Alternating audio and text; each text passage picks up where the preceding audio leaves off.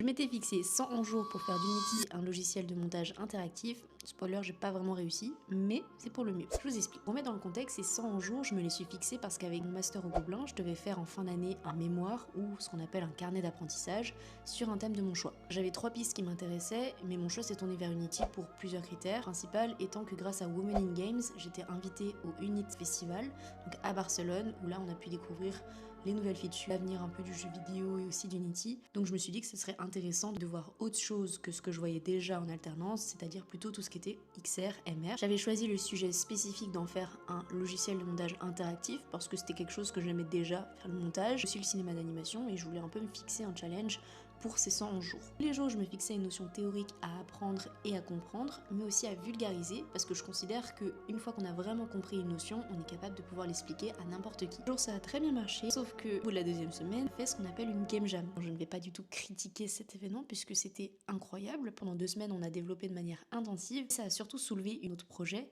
c'est d'en faire un réel jeu vidéo. Donc autant dire que ça venait s'ajouter aux notions théoriques du film interactif qui est très spécifique, à une notion qui est beaucoup plus globale, qui est le game design, la recherche de partenaires, etc.